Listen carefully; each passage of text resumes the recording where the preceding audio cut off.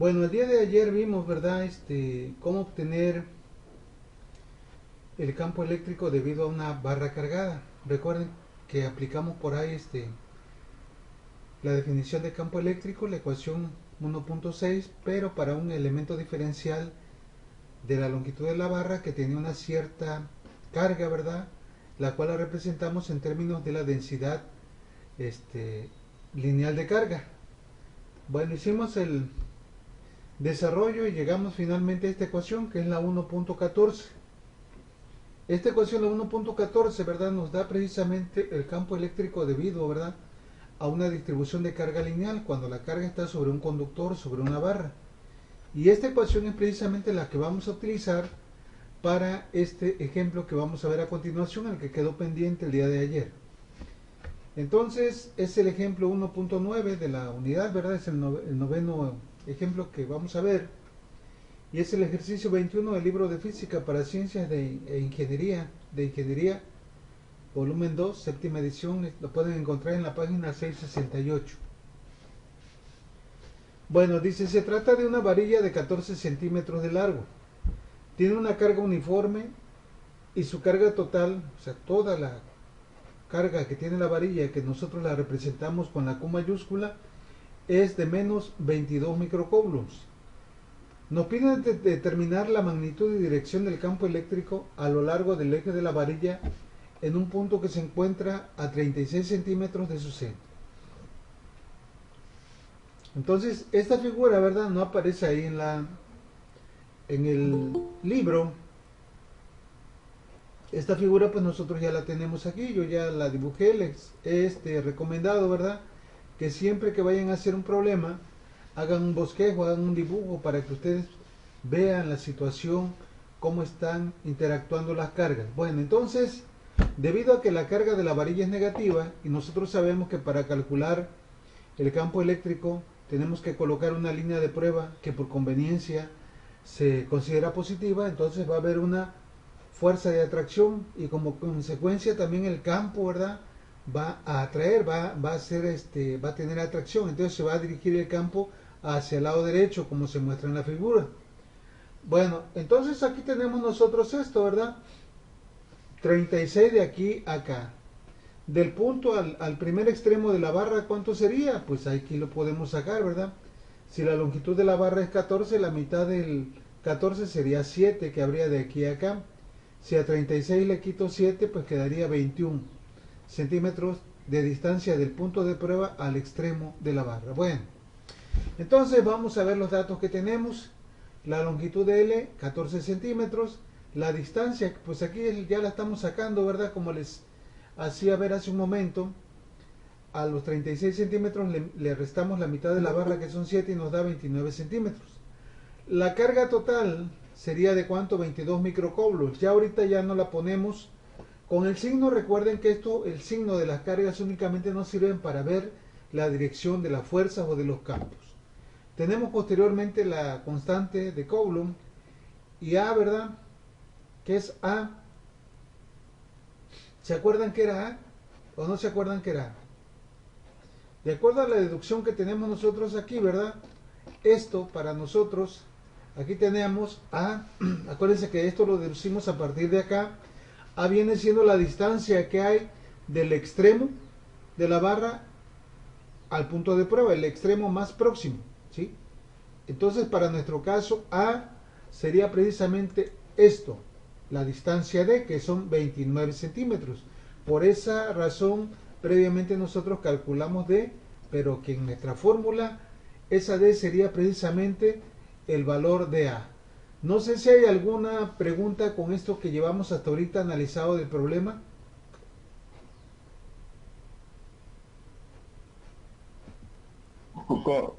Una pregunta, ¿cómo sacó? ¿Podría repetir cómo sacó A? A ver, si estás consciente, a ver, espérenme tantito, me voy a llevar la figura para que no estemos imaginándonos. Me la voy a llevar aquí al problema. Nosotros deducimos las ecuaciones en base a esta figura, la figura de ayer, ¿se recuerdan? Bueno, ¿cuál era el valor de A? Pues A era el valor del extremo, de este extremo de la barra, el extremo izquierdo, al punto de prueba. Para nuestro caso A, pues sería la distancia que hay de aquí a acá, que yo inicialmente le llamé D. Ahora D, ¿cómo la calculas? Si te dice que el punto de prueba está a 36 centímetros del centro de la barra y la barra tiene 14, de aquí hasta acá habría la mitad de 14, que serían 7. Entonces, para calcular D, lo que hago es a 36 le resto la mitad de la barra, que son 7, como se ve aquí, y eso me daría un valor de 29 centímetros. Entonces aquí D, ¿verdad?, corresponde con A, que es la separación del punto de prueba al extremo próximo de la barra. No sé si quede claro ahorita con esto que acabo de mencionar. Sí, ya. Ah, ok, ok. Sí. Muy bien, entonces ya lo tenemos aquí. Ahora nos piden el campo, ¿verdad? Para ello vamos a utilizar la ecuación 1.14, ¿verdad?, que fue la que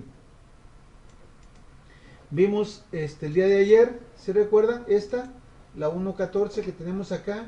El número no coincide porque he estado modificando los apuntes. Entonces es esta, ¿verdad?, la que vamos a utilizar. Me la voy a llevar para allá para que ustedes sepan, ¿verdad? La 1.14. Aquí la tienen ya. Aquí, ¿verdad?, ya la puse en términos de una ecuación de cálculo porque ya tengo prácticamente todo. Acuérdense que esta ecuación, la que sacamos ayer, la 1.14, quedó en términos de la carga total de la barra, de la distancia del extremo al punto de prueba, de la longitud de la barra y masa. Acuérdense que esto lo obtuvimos a partir de una integral. Bueno, entonces, pues únicamente, ¿verdad?, tenemos que sustituir los datos. Nos quedaría entonces acá la constante 9 por 10 a la 9 newton metro cuadrado sobre coulomb cuadrado. La carga 22 microcoulombs, que es, acuérdense que es 22 por 10 a la menos 6. La distancia son 9 centímetros y esto nos quedaría newton sobre coulomb. Mucho ojo aquí, ¿verdad? Porque el programa aquí lo pone como centímetros, pero ustedes en su calculadora tienen que convertirlos a metros. ¿Sí me entienden? ¿O no me entienden esto? A ver aquí. Sí. Sí, para uno con una unidad. No, profe, si lo Ustedes podría... tienen que trabajar con. Ustedes tienen que trabajar con metros, ¿verdad? Sí.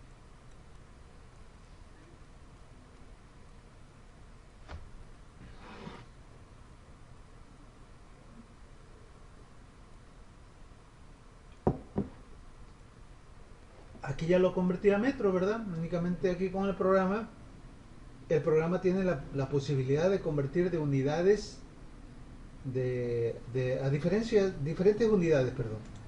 Bueno, dudas que tengan.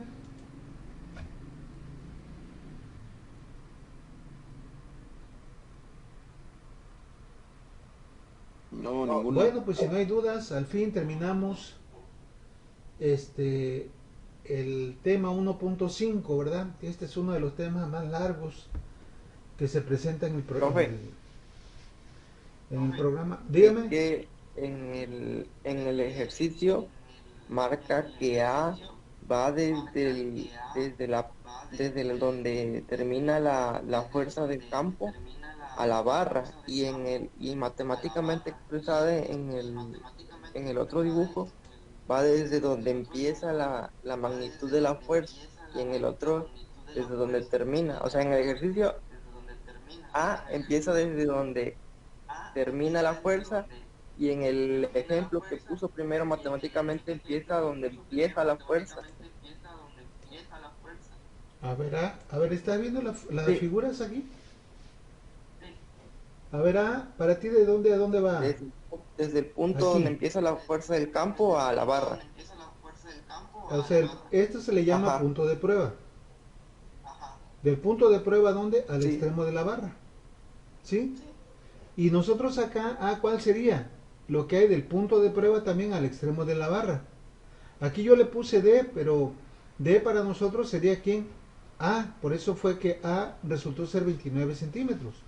No sé Ajá. cuál es la Sí, es duda en que este. pensé que A lo marcaba desde donde termina la fuerza, como no se ven las líneas punteadas por la fuerza, la misma línea que arroja tapa las líneas punteadas, pensé que empezaba desde donde terminaba la fuerza. Pero sí, ya. No, no, en este caso, ¿verdad? Fíjate bien, D tiene la otra línea acá de cota, de acá de medida, es desde acá hasta acá. Y D coincide con A. Por eso es que A tomó el valor de D de 29 centímetros, es equivalente a punto 29 Sí, metros. sí, ya. Y ya lo demás es únicamente, ¿verdad?, aplicar la fórmula. Lo que les comentaba hace un momento, conviene, ¿verdad?, que las unidades siempre las manejen en forma coherente. Longitud en metros, la fuerza en newtons, todo de acuerdo al Sistema Internacional de Medidas. Bueno, entonces vamos a continuar aquí. Al fin decíamos, terminamos este tema, el 1.5, que es muy grande. Hicimos 9 problemas de aquí y vamos a llegar finalmente a esta parte, que es la ley de Gauss, el otro tema. Todavía nos faltan este y 3 más. Bueno, entonces vamos a ver de qué trata la ley de Gauss. Para poder entender la ley de Gauss, lo que tenemos que analizar primeramente, ¿qué es el flujo eléctrico? El flujo, ¿verdad?, es algo que nosotros manejamos de manera cotidiana, ¿verdad?, pero en otras áreas. Por ejemplo, cuando nosotros prendemos el ventilador, ¿qué pasa? Se genera un flujo de aire. Cuando se prende, enciende una bomba, ¿verdad?, se genera un flujo de agua a través de la tubería. Cuando vamos a cargar gasolina, igual, ¿verdad? La bomba envía un flujo de gasolina, en este caso, a través de la tubería, de la manguera que va a llenar el tanque. Entonces, por decir, ustedes no sé si ya llevaron mecánica de fluidos o van a llevar, el flujo, ¿verdad?, es una unidad de volumen por unidad de tiempo. Generalmente se utiliza, ¿verdad?, para designar la cantidad de agua, aceite, de algún fluido que está circulando a través de una tubería, a través de un conducto, a través de un canal. En el caso de la parte eléctrica, el flujo viene siendo algo semejante, nada más que el flujo se refiere a las líneas del campo eléctrico que van a atravesar una superficie, ¿sí? Aquí no van a atravesar ni se van a dirigir por una tubería, sino que van a atravesar una superficie. Vamos a ver de qué se trata esto. Dice, considera un campo eléctrico que es uniforme, tanto en magnitud como dirección, similar al que se muestra en la figura. Aquí tenemos, ¿verdad?, las líneas del campo. Bueno, entonces, las líneas de campo, dice, penetran en una superficie rectangular de área A, cuyo plano tiene una orientación perpendicular al campo. Es decir, entre las líneas del campo y el área van a formar un ángulo, en este caso, de 90 grados, si estamos diciendo que el área es perpendicular a las líneas del campo. Bueno, dice, el área también puede ser cuadrada, puede ser rectangular, circular, de cualquier forma, no importa. En cada una de ellas se cumple lo siguiente, dice, el número de líneas por unidad de área, que se conoce como la densidad de líneas, es proporcional a la magnitud del campo eléctrico. ¿Qué quiere decir esto? Que entre mayor sea la cantidad de líneas que pasa a través de una superficie, pues lógicamente el flujo eléctrico va a ser mucho mayor. No sé si quede claro ahorita lo que estamos diciendo. El flujo eléctrico, vamos a ver que viene siendo el producto, ¿verdad?, de las líneas que atraviesan una área determinada. Aquí estamos considerando que el área está perpendicular a las líneas del campo, ¿verdad? Podríamos, de cierta forma se ve, ¿verdad?, que entre el área y las líneas del campo forman un ángulo de 90 grados, cuando el área es perpendicular. Dice, por lo tanto, el total de líneas que penetran en la superficie es proporcional al producto del campo eléctrico por el área perpendicular al campo. A este producto se le conoce como flujo eléctrico. Entonces, esa es la primera fórmula que vamos a tener ahorita, para posteriormente aplicarla a lo que nos interesa, que es la ley de Gauss. El flujo eléctrico se define como el producto del campo eléctrico, o sea, de las líneas del campo, multiplicada por quién, por el área. Pero esta área vamos a ver que puede estar perpendicular o bien puede estar inclinada. Si está inclinada, pues ya la cosa va a cambiar. Ahorita vamos a ver por Profe, qué. ¿cómo? ¿Cómo? Bueno, Es que donde... no entendí. No ¿Mande? entendí muy bien. Disculpe, si lo pudiera volver a explicar, es que no entendí. ¿No entendiste qué parte? Bueno, es que me perdí por un momento en todo y creo que no entendí después cuando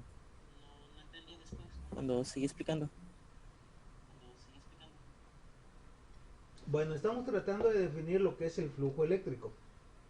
Le hacía mención y le hacía una semejanza con lo que es el flujo que manejamos nosotros comúnmente en nuestra casa. Les ponía yo el ejemplo del ventilador. ¿Qué pasa cuando ustedes encienden el ventilador? Sienten el flujo de aire, ¿verdad? Incluso se le llama así, flujo de aire. Cuando encendemos una bomba, ¿verdad? Empieza a circular agua a través de una tubería y a eso se le llama flujo, gasto o caudal. Pero en la parte eléctrica la cosa viene siendo algo semejante, nada más que no tiene que pasar a través de un conducto, sino que tiene que pasar a través de una área. Entonces nosotros aquí hacen referencia a esta figura, dice que para empezar tenemos un área rectangular por la que está pasando las líneas de un campo eléctrico uniforme, tanto en magnitud como dirección. Es decir, la magnitud del campo en cualquier punto es la misma y la dirección también va muy uniforme. Ok, entonces el área que vamos a tomar como referencia dice que no importa que sea rectangular, cuadrada, circular. Sí. Lo que importa, ¿verdad? Es esto. Dice el número de líneas por unidad de área es proporcional a la magnitud del campo eléctrico. O sea que entre mayor número de líneas pasen a través del área es porque la magnitud del campo eléctrico es más intensa. ¿Sí me Sí, entiende? profe.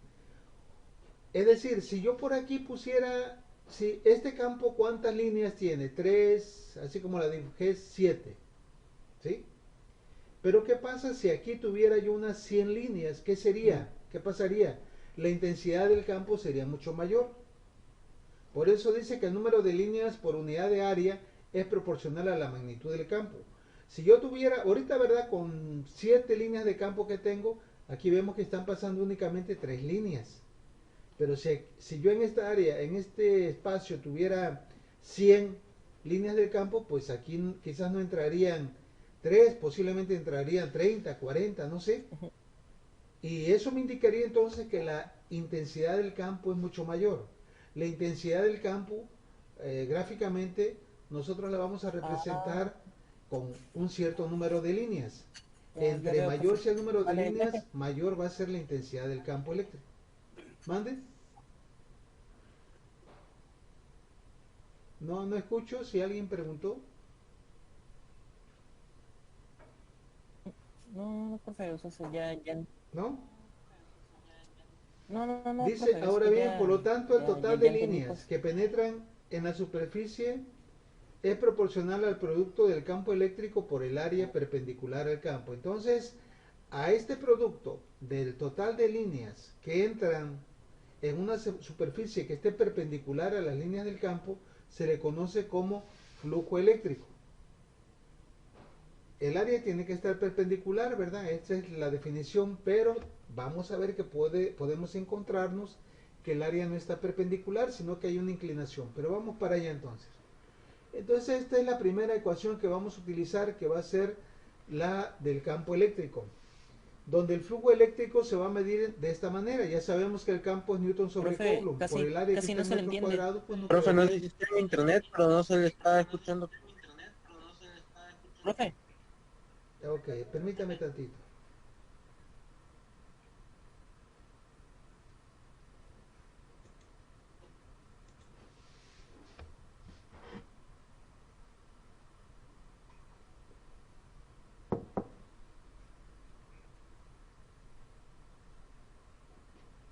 Bueno, a ver ahí, no sé si me escuchen mejor o estamos igual. ¿Cómo se escucha aquí?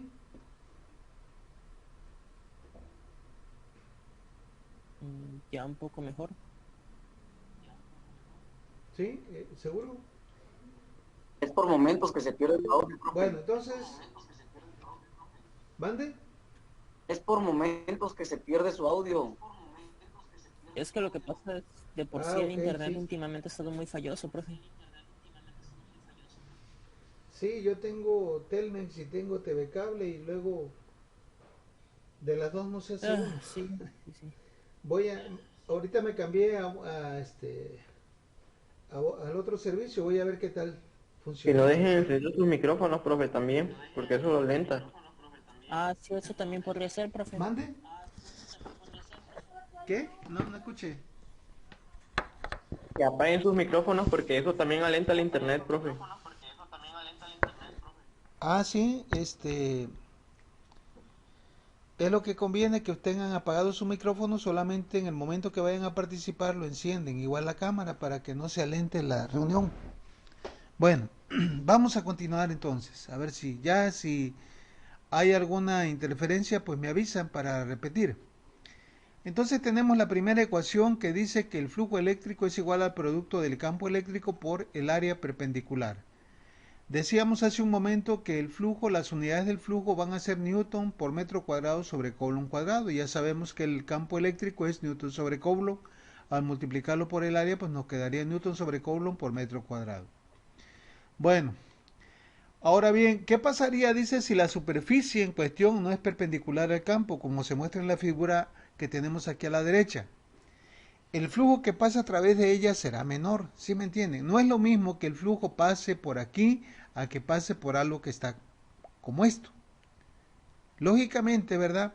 A medida de que aumenta la inclinación del área, se va a reducir la cantidad de las líneas del campo que la van a atravesar y como consecuencia el flujo eléctrico también se va a reducir. Entonces aquí lo que se hace es sacar esto.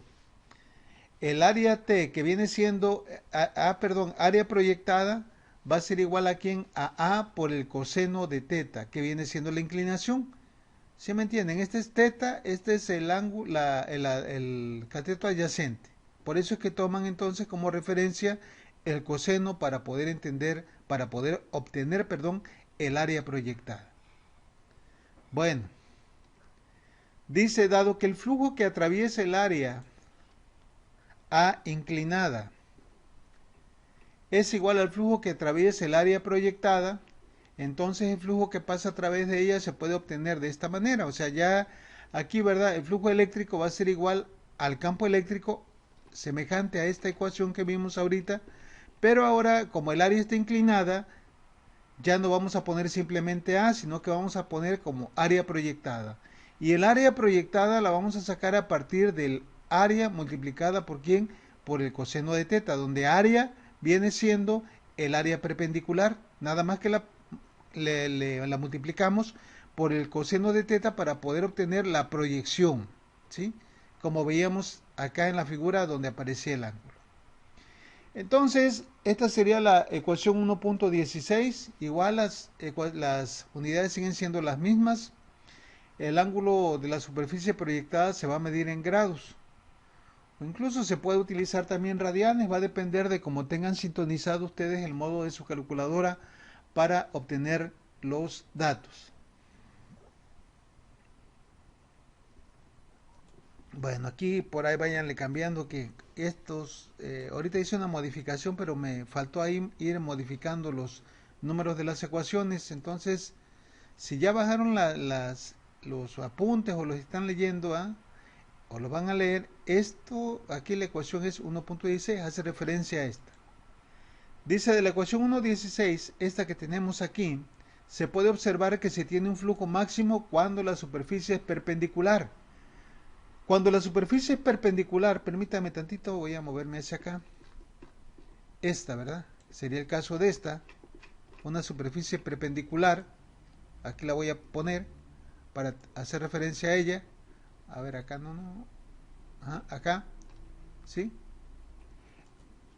¿Cuál va a ser el ángulo entre las líneas del campo y la superficie? Pues el ángulo sería de 90 grados. Ahora dígame, ¿cuánto sería el coseno de 90?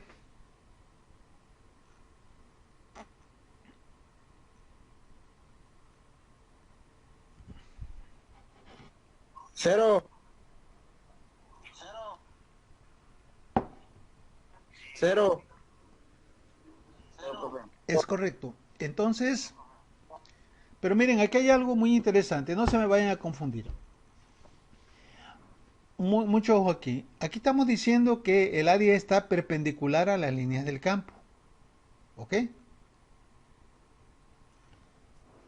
Y cuando el área está perpendicular a las líneas del campo, ¿sí? Se supone que el flujo es máximo porque va a pasar la mayor cantidad de líneas sobre la superficie. En cambio, si el área está inclinada, pues van a pasar menos líneas del campo y el flujo va a ser menor.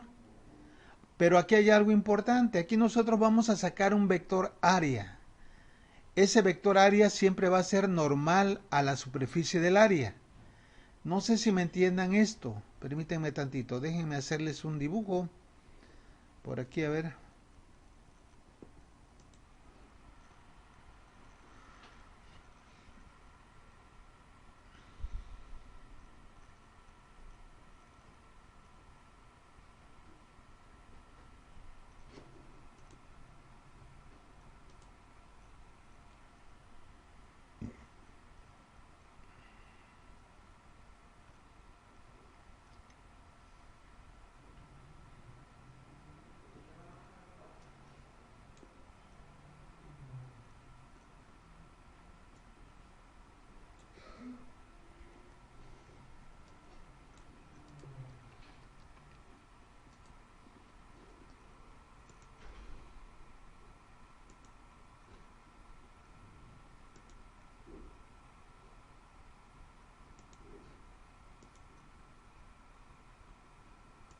Fíjense bien, este cilindro, vamos a tomar como referencia este cilindro.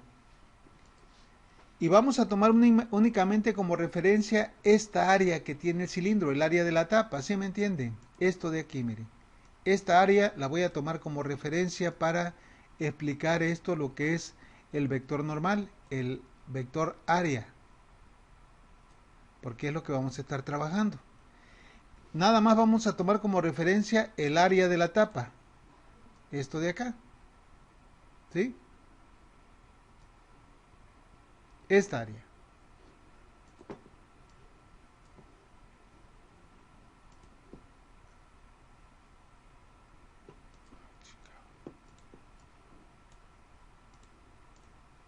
Espérenme tantito a ver si puedo hacer esto así. Ok. Bueno.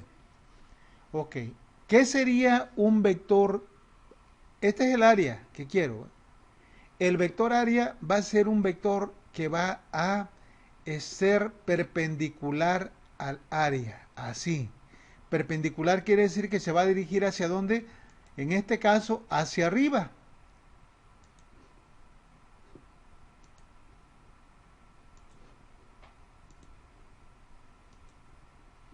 ¿Ok? Bueno, ¿qué pasaría si nosotros, ese sería el vector área, que le vamos a llamar DA o BA, ¿no?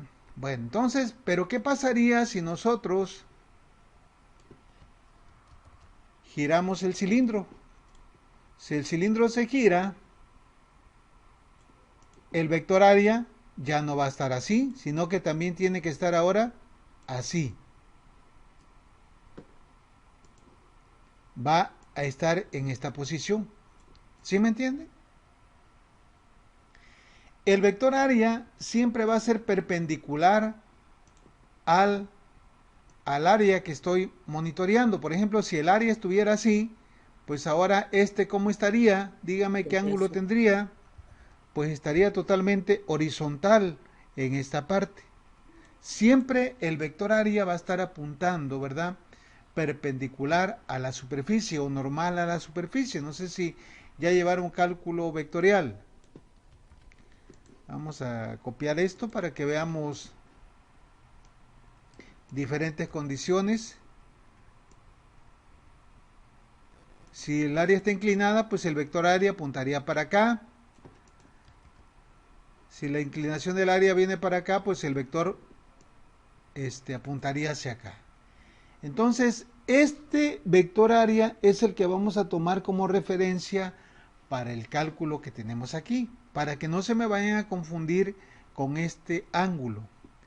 Miren, aquí hay un vector área, ¿sí lo pueden ver? Aquí en esta figura A, ese es el vector área. Aquí se lo voy a poner también. El vector área, ¿verdad? Permítame tantito.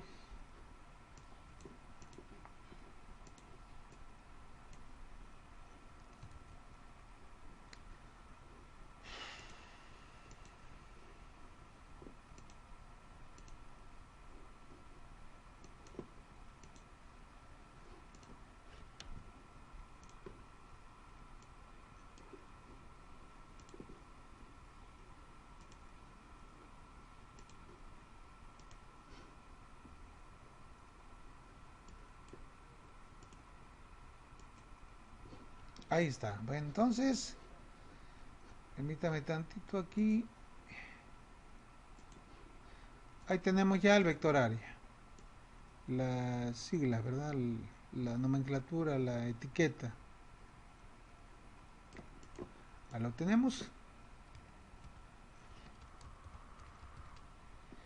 Entonces este vector área, ¿verdad? Va a estar, siempre va a ser normal a la superficie del área que estamos nosotros analizando. Acá está el vector área, ya cambió. Acá está el vector área, ya cambió. Y vamos a suponer que ahora, ¿verdad? Esto lo tenemos así.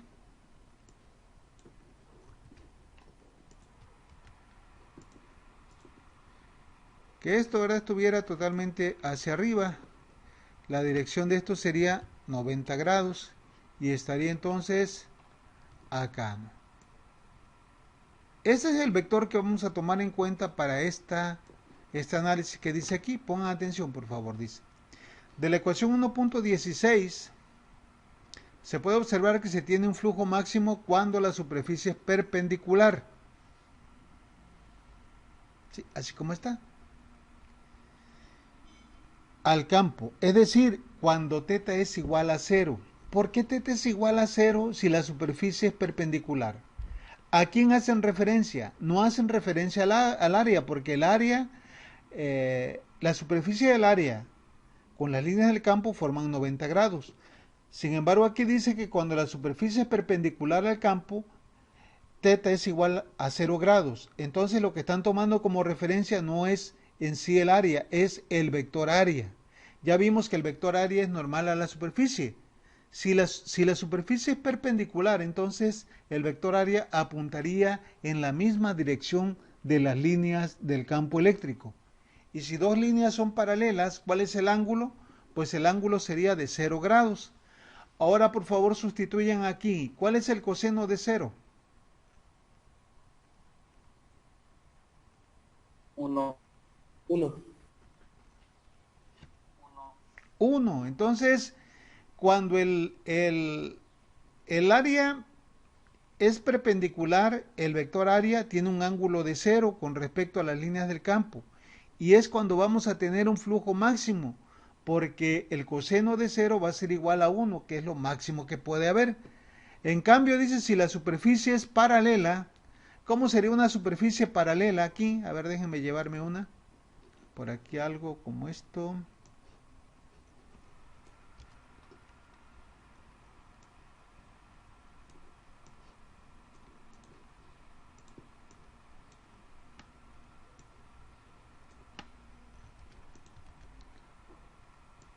Vamos a suponer que aquí tenemos esto, ¿verdad? Y me voy a llevar esta superficie acá, donde tengo las líneas del campo. Vamos a suponer que ahora la superficie es paralela, ¿verdad? Que la colocamos nosotros aquí en estas líneas, en este campo.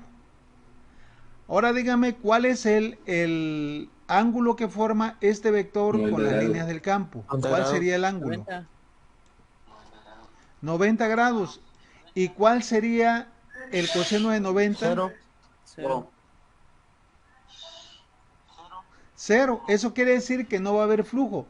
¿Por qué no va a haber flujo? Porque si la superficie está alineada así, ninguna de las líneas la va a poder atravesar. ¿Sí me entienden entonces? El flujo va a ser máximo cuando el vector área sea paralelo a las líneas del campo. Y va a ser mínimo o cero, ¿verdad? Cuando el vector área tenga un ángulo de 90 a las líneas del campo. No se me confundan con el área, ¿verdad? Esto lo estamos viendo desde el punto de vista del vector área. No sé si hay alguna pregunta con esto. Entonces lo que tenemos que cuidar es el vectorario.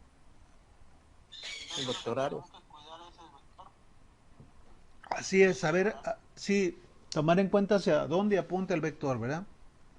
Y lógicamente aquí me voy a dar cuenta también con el área, ¿verdad? Si yo veo que el área es perpendicular, el área de la superficie es perpendicular, pues observo, ¿verdad? Que pasa la atraviesan las líneas del campo. Si ya está inclinada, pues ya va a ser menor la cantidad de líneas del campo.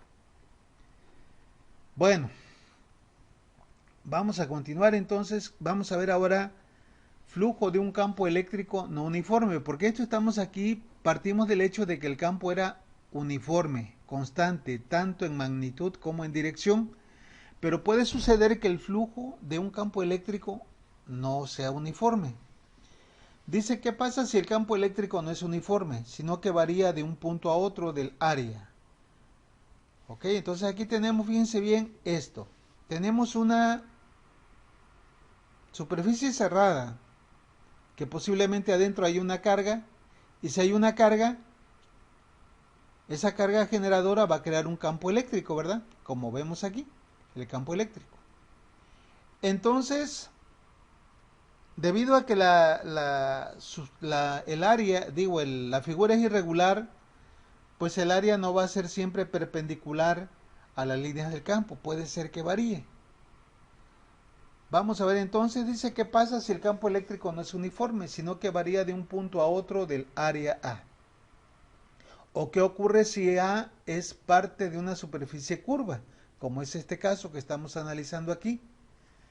Aquí lo que se va a hacer, ¿verdad? Se va a dividir, dice A, en muchos elementos pequeños, delta A. ¿Se acuerdan cómo calculamos el campo eléctrico para una distribución de carga uniforme? ¿Qué hicimos? Dividimos el área o la longitud en pequeños segmentos. Aquí también se va a hacer algo semejante.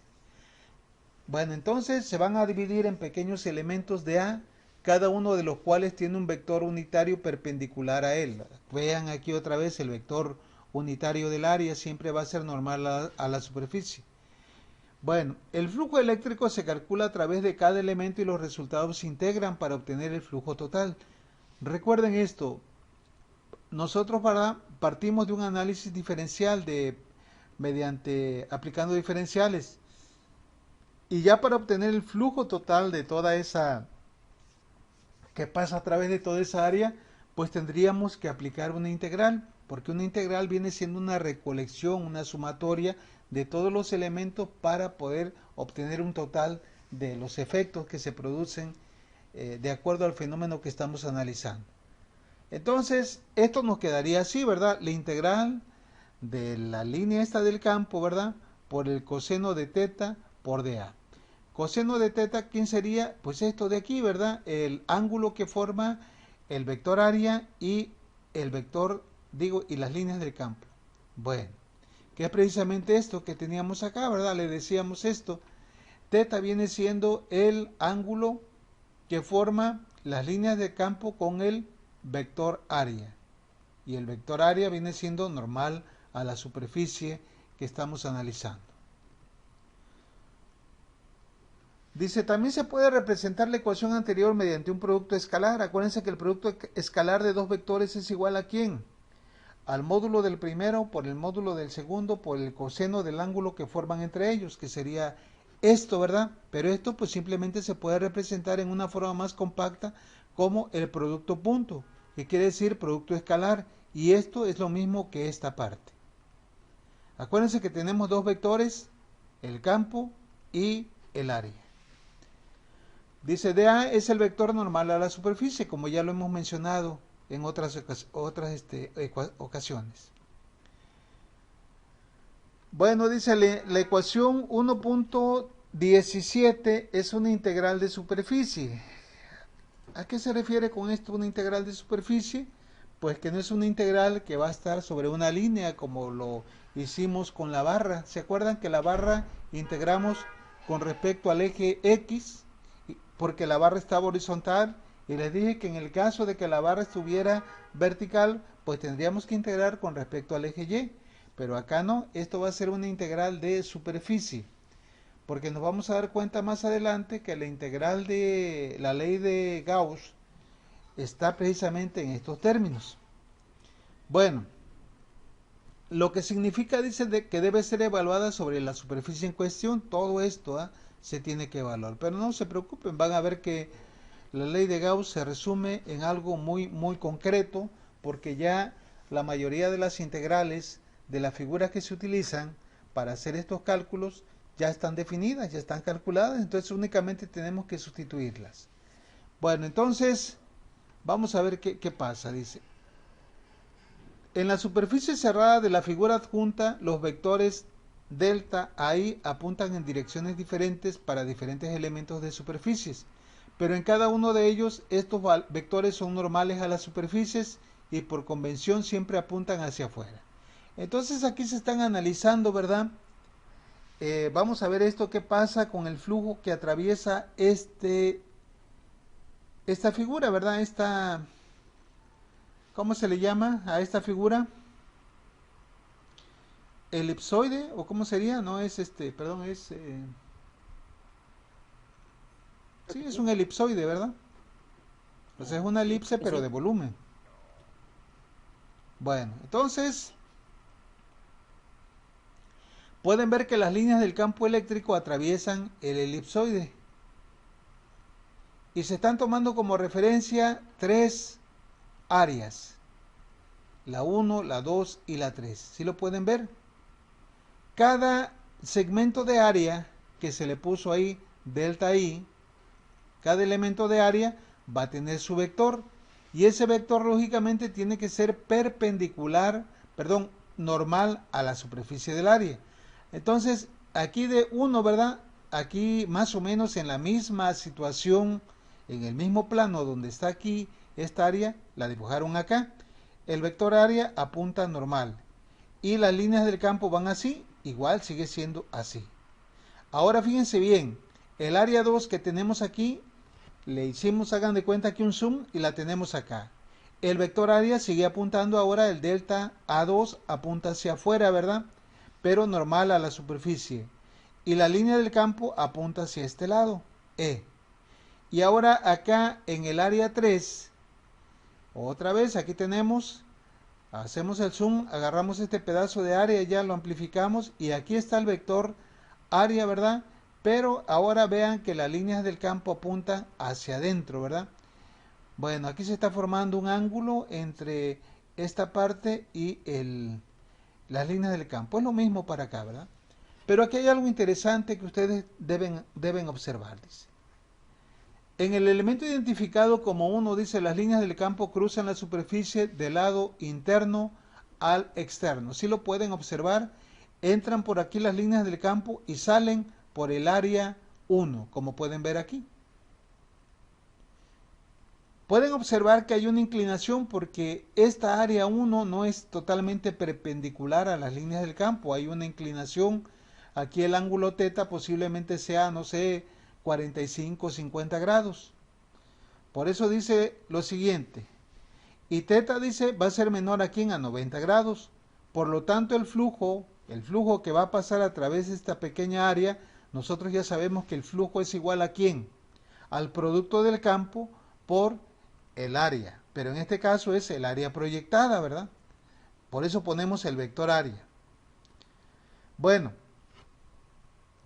ahora, ¿qué pasa con el elemento de área 2? Dígame, en el elemento del área 2, ¿va a haber un cierto flujo o no? Regresando al elemento de área 1, ¿va a haber flujo o no va a haber flujo en el área 1? En el área 1 sí. Sí. Porque lo están atravesando líneas del campo. Sí, ¿por qué razón? Es correcto, ¿verdad? Esa es la razón. Porque las líneas del campo lo están atravesando. Pero ahora vean, por favor, la superficie 2. No, porque ¿Será que vaya a no haber hay flujo ninguna aquí? línea que le esté atravesando. Ok, la superficie está paralela a las líneas del campo y el vector área forma un ángulo de ¿cuánto? ¿Qué indica esto? Un ángulo de 90 grados se forma entre el vector área y las líneas del campo eléctrico. Y de acuerdo a la ecuación que tenemos acá, ¿verdad? Esta de aquí, ¿qué pasa si el ángulo vale 90? Si el ángulo vale 90, el coseno es 0 y por tanto el flujo eléctrico es 0. ¿Ok? Entonces vamos bien hasta aquí. Aquí sí pasa, ¿verdad? Acá también. Y vamos a ver qué pasa finalmente en la superficie número 3. ¿Qué creen que vaya a pasar en la superficie número 3? Pues sí va a haber carga. Ahora el vector área apunta en dirección contraria, ¿sí me entienden? No es totalmente contraria, ¿verdad? O sea, pero tiene un ángulo mayor a ¿cuánto? A 90 grados. ¿Sí lo pueden ver? El ángulo que forman las líneas del campo que se están dirigiendo hacia adentro con el vector área que apunta hacia afuera. Entonces, ¿qué va a pasar? Dice, para el elemento 3, donde las líneas del campo atraviesan la superficie del exterior al interior, teta es 180, aunque aquí vemos que no es exactamente 180. ¿Y qué va a pasar con el flujo? A ver, calculen por favor. Vamos a suponer que son 150 grados, que no es 80, porque 180, porque realmente ahí el dibujo no lo marca como tal. ¿Cuál sería el coseno de 150 grados? ¿Me podrían decir? Menos 0.86, 60, 25. Ok, sí. A partir, para un ángulo mayor a 90, 91, 92, hasta 180, el coseno siempre va a ser negativo. Y por tanto, en este elemento de área A3, el flujo se considera negativo. ¿Sí? No es porque estén saliendo las líneas del campo, sino por la dirección que tiene el vector área, que ya sabemos que es normal a la superficie en cuestión, en la superficie que estamos tomando como referencia por donde están cruzando las líneas del campo. No sé si hay alguna pregunta con esto. No, profe. No. Bueno, dice, en resumen, el flujo neto a través de la superficie es proporcional al número neto de líneas que salen de la superficie, donde número neto significa la cantidad de líneas que salen de la superficie menos la cantidad de líneas que entran. Esto lo vamos a ver más adelantito con otro ejemplo. Si salen más líneas de las que entran, el flujo neto es positivo. Si entran más líneas de las que salen, el flujo neto es negativo. Entonces, nosotros la vamos a dejar aquí, esta parte, y ya mañana iniciamos ya prácticamente con esto que es la ley de Gauss. Todo esto que vimos hoy lo vamos a utilizar para poder entender esta parte importante que es la ley de Gauss. ¿Sale? Entonces, aquí la vamos a dejar y ya continuamos el día de mañana.